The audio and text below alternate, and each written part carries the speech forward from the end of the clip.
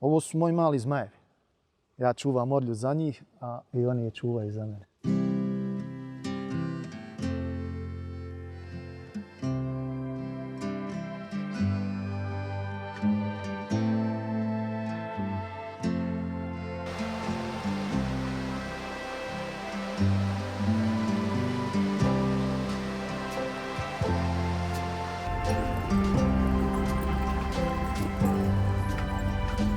Cilj nam je da se zaštiti kompletno područje sliva rijeke Orlje, ali primarni cilj jeste zaštita same Orlje kao rijeke, kao toka koji je potpuno slobodan.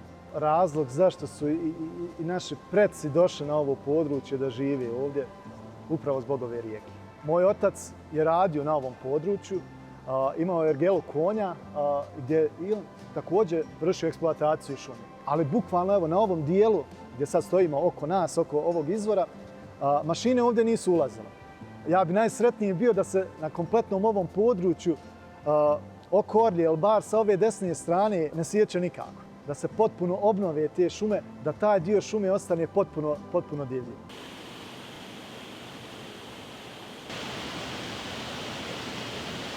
Ova rijeka bi mogla biti bukvalno kao jedan endemični centar, kao refugij za sve te vrste koje su ugrožene, gdje bi mogle opstajati i nastaviti živjeti.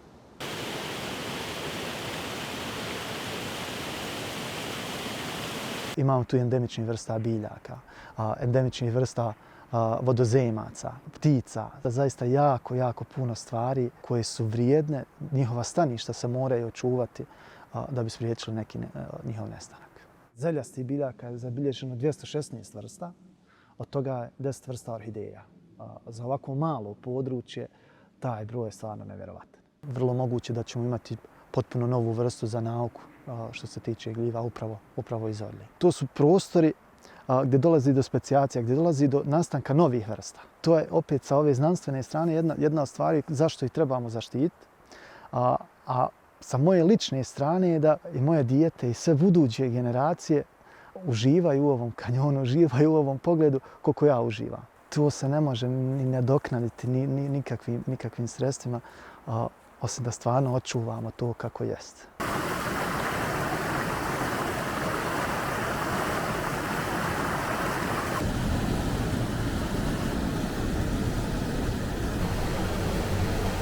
Usmena predanja jesu da je Orlja baš dobila naziv od tog kao orljanja vode. To orljanje dobila zbog buke iz pećine dok izlazi, dok drugi ljudi govore da je to zbog skokova gdje ima jako puno tih kaskada gdje se Orlja prelama i ima najveći pad.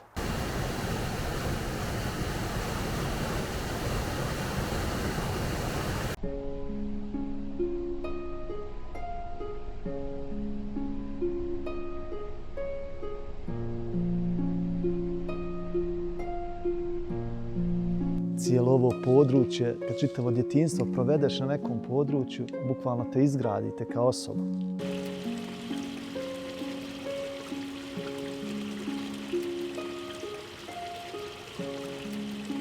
Kad dođete ovdje u sred zime, kad je snijeg neki pola metra, metar, a žabe krekeću oko vas. Što je nešto što rijetko ko može doživjeti u svom životu. Iako je temperatura vani vjerovatno negdje oko 5 stepeni, ovdje u ovom termalnom izvoru, u malom bazenu u Orlji, vodozemci su i dalje aktivni i ostaju aktivni tokom zimskog perioda. Ovo nam je mali triton, odnosno Lizotriton vulgaris. Po crvenoj listi faune Federacije Bosne i Hercegovine on je ugrožena vrsta.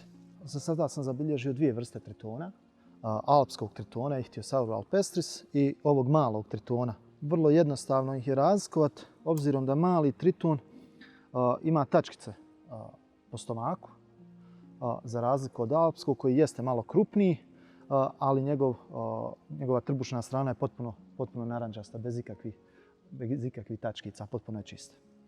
Prijeti im gubitak staništa, prije svega.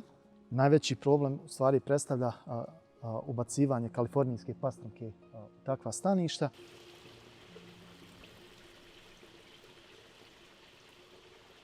Kao biolog Ljudima jesam najpoznatiji upravo zbog toga što hvatam zmije. Poskok je jedina vrsta koja je otrovna. Pored poskoka imamo bjeloušku ribaricu, smuka i smokulju. Evo ovih par godina kako sam se vratio tu, jako puno ljudi me zove kad primijeti zmiju kod svoje kuće ili u kući, da dođem, da je uhvatim, da je odnesem.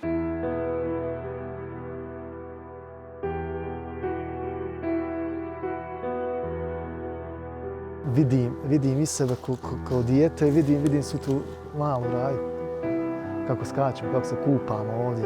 Baš budi jako puno lijepih uspomena. Sve je napušteno, sve je onako za mene i za sve ljude koji su dolazili ovdje da se kupaju. Ovo je baš onako tužna slika.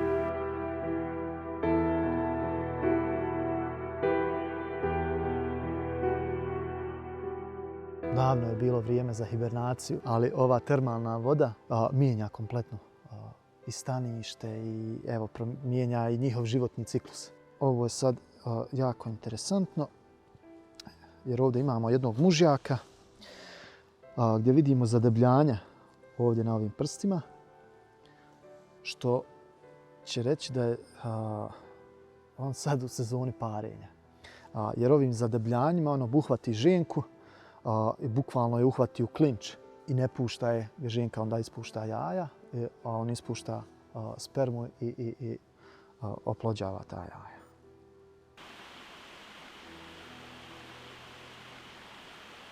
Sama inicijativa i zaštita orlije, to je stavljanje orlije pod zaštitu, ne bi bila dovoljno dobra ukoliko ovo područje ne dobije adekvatnog upravljača koji će sprovoditi stvarno aktivne mjere zaštite staništa i vrsta koje se nalaze u ovom području. Ono što je problem sa Zeničko-Dobojskim kantonom, koje Molovoj pripada, jeste da ne postoji institucija, ne postoji zavod za zaštićena područja koji je u stvari upravljač i brine o svojim zaštićenim područjima.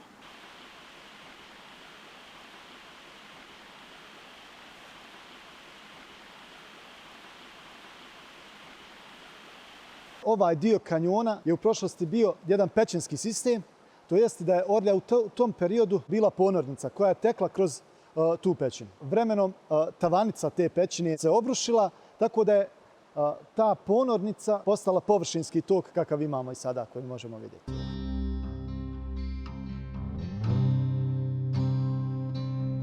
Naravno, svi mi volimo područja u kojima živimo. I svi bi mi voljeli da mjesta koja nama znače budu zaštićena, moraju se imati argumenti da bi se išlo dalje u proceduru, da bi neko obratio pažnju na vas, da vi stvarno želite to da radite i da ulažete i neke napore i sve to da se očuvaju takva staništa i takve lokacije.